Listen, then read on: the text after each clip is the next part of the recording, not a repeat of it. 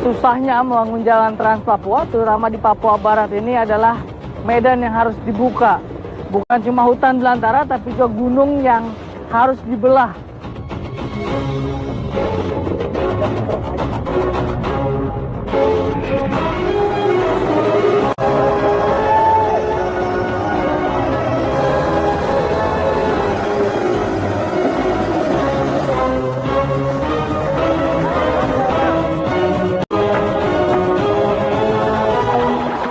Kalau jalan ini sudah tidak bisa digunakan masyarakat, bagaimana pelayanan pemerintah kita dengan masyarakat itu?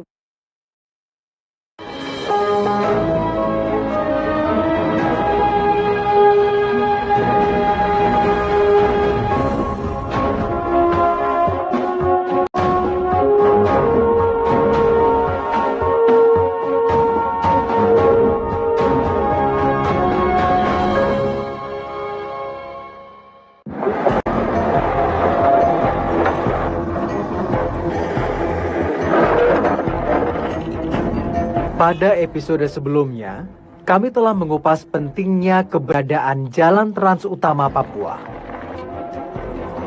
Pembangunan jalur yang tak mudah dan panjang dari Wamena menuju Jayapura.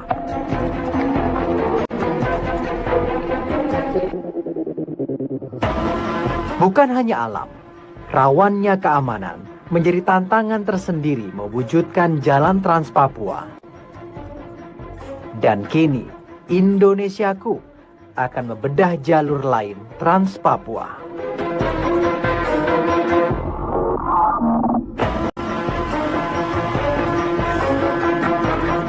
Sama-sama membelah gunung, sama-sama menyambung beberapa kabupaten. Inilah Trans Papua di bagian barat. Tepatnya, jalur yang menghubungkan Sorong dan Manokwari di Provinsi Papua Barat. Panjang jalan utama di Papua Barat ini hampir 600 km. Memang tak lebih panjang dari Wamena ke Jayapura, namun kondisinya tak jauh berbeda. Ya, Mita, jalan Trans Papua Barat, tepatnya dari Sorong ke Manokwari saat ini sudah tembus, sudah bisa dilalui mobil. Namun hanya mobil kendaraan gardan ganda saja yang bisa lewat karena memang sebagian besar jalannya itu masih sirtu atau pasir batu, dan bahkan di beberapa titik ada jalan-jalan yang tidak bisa dilalui kalau hujan tiba. Dan saya ingin buktikannya. Saya juga penasaran sebesar apa manfaat Jalan Trans Papua ini bagi masyarakat yang ada di sekitarnya.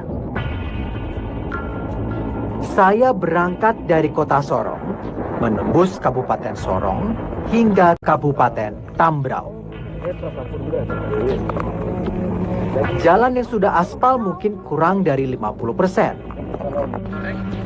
Anehnya, banyak bagian aspal hanya beberapa kilometer, lalu kembali berganti jalan tanah. Di beberapa titik, bahkan mobil masih harus bermain lumpur. Begitu seterusnya, sampai ke Vev, ibu kota Tambrau. Tak heran, hanya mobil gardan ganda saja yang bisa menembus sampai ke Manokwari.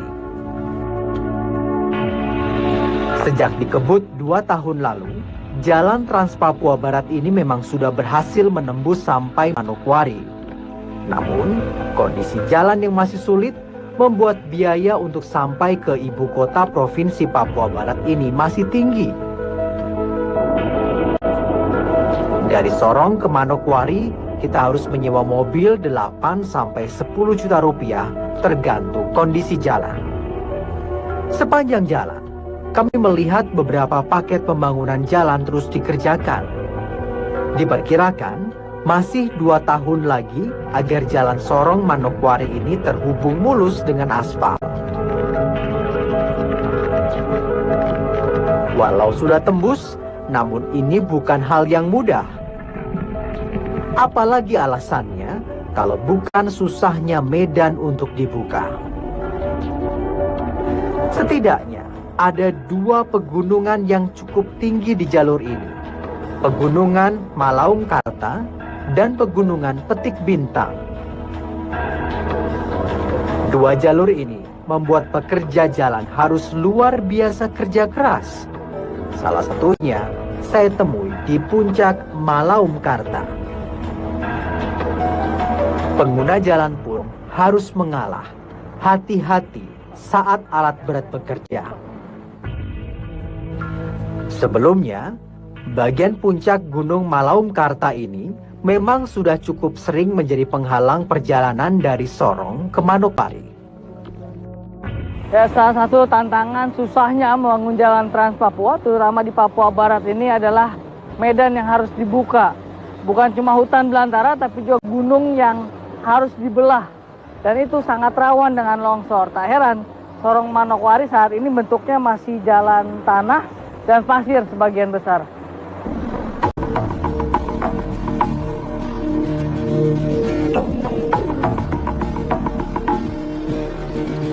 Rupanya, hari ini cukup cerah setelah 2 hari hujan deras. Cuaca yang cepat berubah menjadi kendala tersendiri bagi para kontraktor. Saat panas terik, maka waktunya mereka kerja keras. Seperti hari ini, tak kurang dari 6 alat berat semuanya kerja bersamaan. Ada yang bertugas meratakan jalan, menimbun longsoran, hingga mengupas bagian atas tebing agar tak longsor lagi.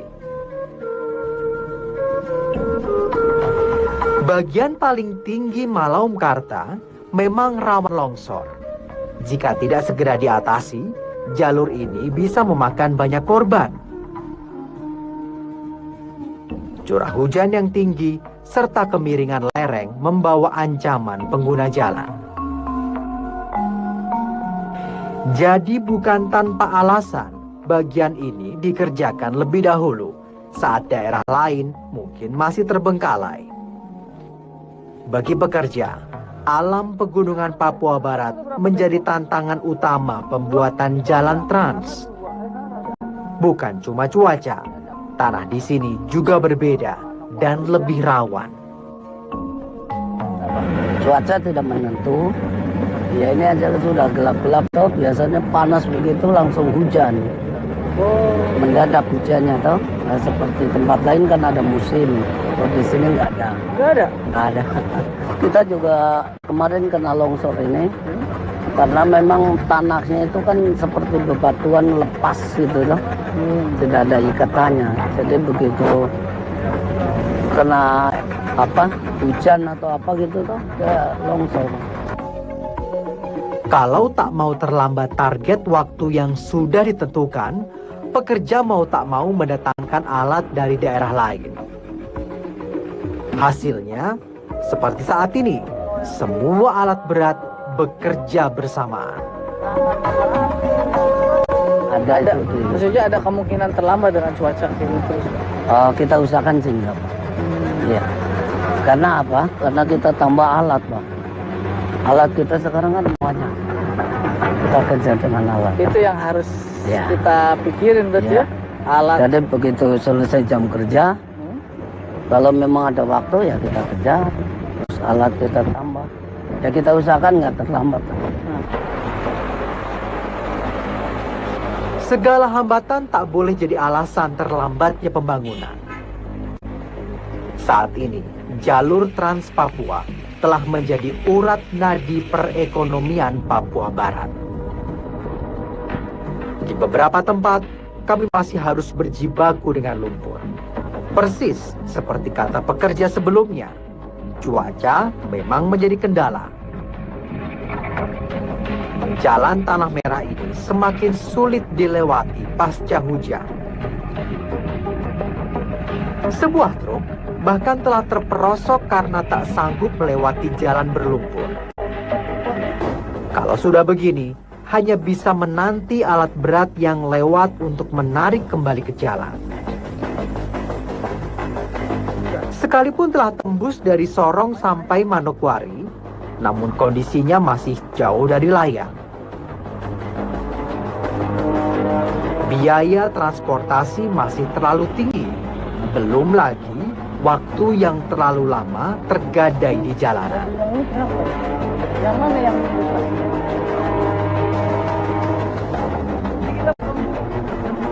Kita belum boleh jalan berarti. Kali ini bahkan saya melihat sendiri betapa jalan menyusahkan penggunanya. Tempat ini juga nggak bisa jalan. Baik saya dan pengguna jalan lainnya harus terhenti karena rombongan kendaraan besar tengah berusaha melintas.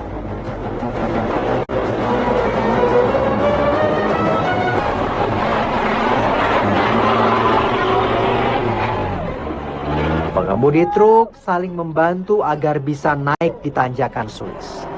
Sebenarnya tak terlalu tinggi dan curam, namun lumpurnya membuat truk mustahil bisa naik. Sisa hujan 2 hari yang lalu rupanya masih memakan korban. Truk yang sudah berada di atas harus menarik kawannya yang di bawah.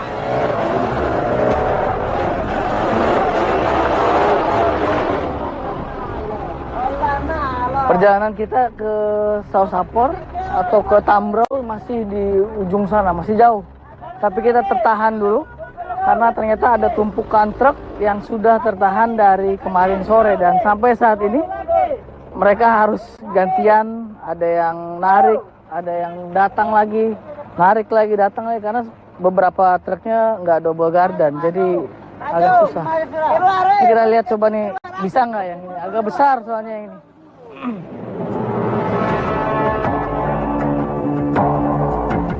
Medan Trans Papua Barat yang sulit membuat truk tak berani melintas sendiri. Seperti inilah buktinya. Tak terbayang truk yang harus bersusah payah melintas di jalan seperti ini sendirian. Seling baja sepertinya jadi peralatan wajib truk yang melintas di jalur Sorong Manokwari. Angkutan dengan beban kendaraan dan muatan berat seperti ini benar-benar kerepotan di Trans Papua. Dari truk ini pula saya tersadar kalau angkutan barang sudah benar-benar mengandalkan jalur darat. Walau mahal, menggunakan truk seperti ini jauh lebih cepat dibanding menggunakan transportasi laut. Dengan catatan cuaca yang mendukung. Kalau sedang musim hujan seperti sekarang, Sorong Manokwari yang sebetulnya bisa ditembus 12 jam bisa sampai berhari-hari.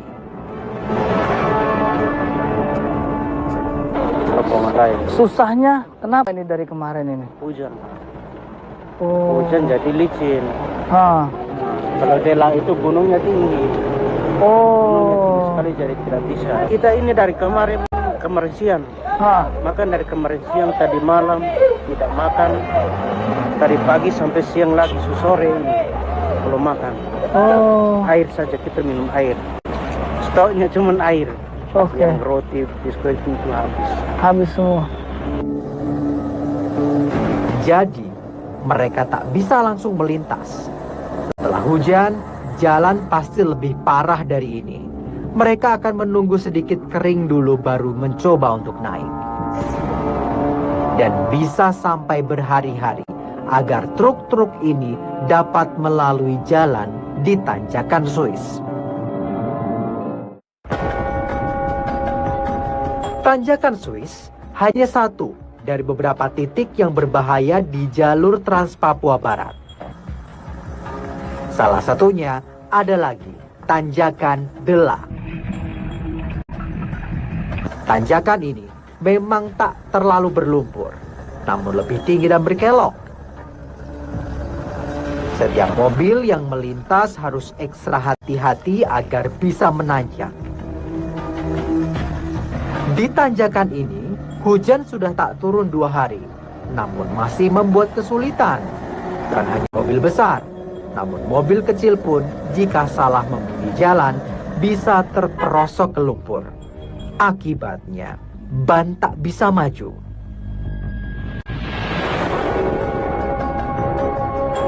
Di bagian bawah Dela, Rupanya beberapa truk sudah sabar mengantri. Mobil ini tak berani melintas tanjakan karena masih basah. Walau sudah 2 hari menginap, mereka harus siap untuk tinggal 1 atau 2 hari lagi. Itu pun jika hujan tak turun. Kendaraan yang melintas bukan satu-satunya bukti pentingnya jalan trans di Papua Barat. Bagi masyarakat lokal, hal ini pun membuka peluang baru.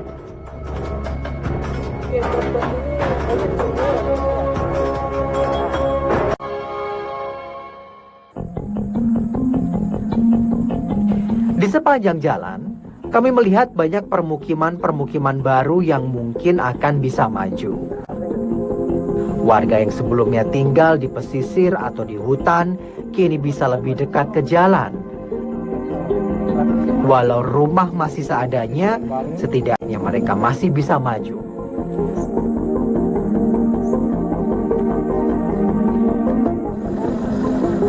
Banyak dari warga berniat memindahkan keluarganya yang masih tinggal di tempat tak terjangkau ke pinggir jalan trans. Bukan hanya tempat tinggal, jalan trans Papua bahkan menjadi magnet tersendiri bagi geliat perekonomian warga lokal. Salah satu keluarga yang sebelumnya hidup menumpang di pesisir Kampung Delang, kini memilih mengurus kebunnya. Hasilnya pun lumayan. Dengar mama dong jual pisang, mama dong jual sagu, ikan, semua tuh mama dong jual lagi. Habis? Iya. Oh, sebelumnya? Sebelum ada jalan bagaimana? Sebelum ada jalan tuh memang mama terasa jual begini. Kalau hasil buminya dibawa kemana? Hasil buminya tuh memang hancur di sini sudah. Buahnya nggak diambil? Iya. Oh, sayang juga ya kalau Iya gitu. sayang. Besok memang kalau jalan ke hutan tuh macam buah langsat, musim buah tuh burung makan semua hancur. Kita Itu menyesal. Mama dan keluarga kini memilih menggarap tanah keluarganya. Sang suami yang sebelumnya kerja serabutan pun bisa bercocok tanam dan mendapat hasil. Rumah kayu seadanya lebih baik daripada harus menumpang di tanah orang lain di pesisir. Keberadaan jalan Trans Papua Barat sudah tak bisa ditawar lagi. Sudah banyak masyarakat yang bergantung pada jalan ini untuk hidup.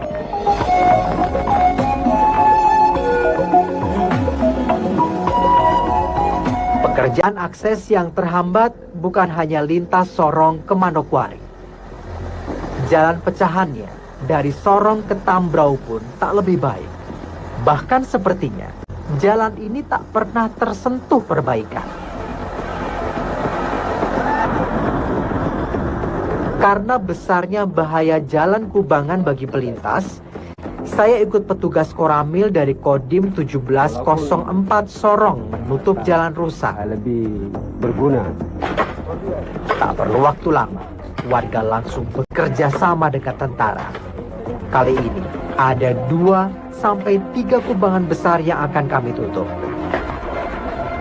Warga rela meninggalkan setengah hari untuk berkebun mereka untuk memperbaiki jalan sebisanya.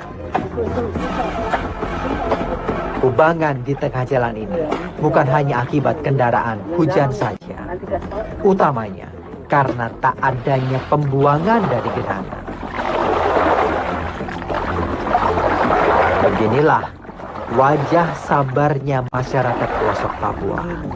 Karena permintaan perbaikan jalan tak kunjung dikabulkan, mereka memperbaiki sendiri. Padahal ini jalan utama mereka untuk ke kota. Ya, kalau saya rasa jalan ini kan jalan ini digunakan untuk masyarakat. Masyarakat ini kan pengguna jalan. Kalau jalan ini sudah tidak bisa digunakan masyarakat, bagaimana pelayanan pemerintah kita dengan masyarakat itu bagaimana?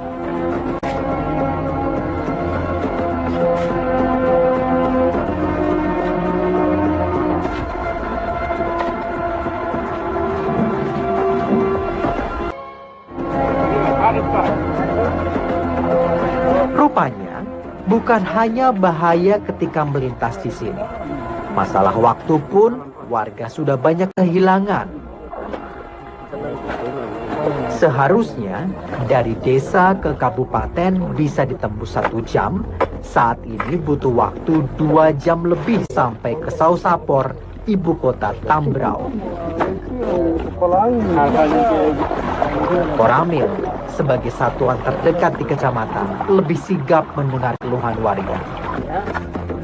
Mereka urun waktu dan tenaga sebisanya menutup lubang yang sudah terlalu besar ini.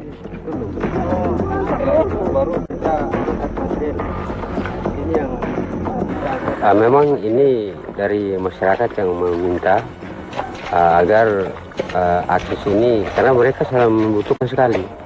Ini dari hasil mereka punya, baik itu perkebunan, kemudian kebutuhan yang lain, terutama ke arah Sorong, ini mereka saling membutuhkan. Jadi mereka menyampaikan keluhan kepada kami, walaupun bukan kami punya tugas utamanya di sini, tapi karena ingin untuk membantu masyarakat, dan memang kita sudah perintah dari kita punya pimpinan atas, dalam hal ini Panglima TNI, bahwa kita khususnya Komando Kewilayahan itu kita harus membantu masyarakat. Salah satu lubang yang cukup dalam bahkan sampai lebih dari 40 cm. Saat hujan, bahkan mobil tinggi pun sulit melintas, apalagi roda 2. Karena keterbatasan alat dan bahan batu, kami menutup kubangan dengan pasir. Setidaknya, ini cukup untuk mencegah air tergenang kembali. Namun jika hujan terlalu deras, pasir-pasir ini pun akan tergerus kembali ke laut. Warga yang ikut kerja bakti berharap bukan hanya beberapa lubang saja yang mereka tutup, namun seluruh jalan menuju ibu kota Tambrau saat ini. Tentunya, hal ini bisa terwujud jika pemerintah daerahnya pun tergerak untuk urun tangan memperbaiki, karena akses jalan yang baik menentukan masa depan.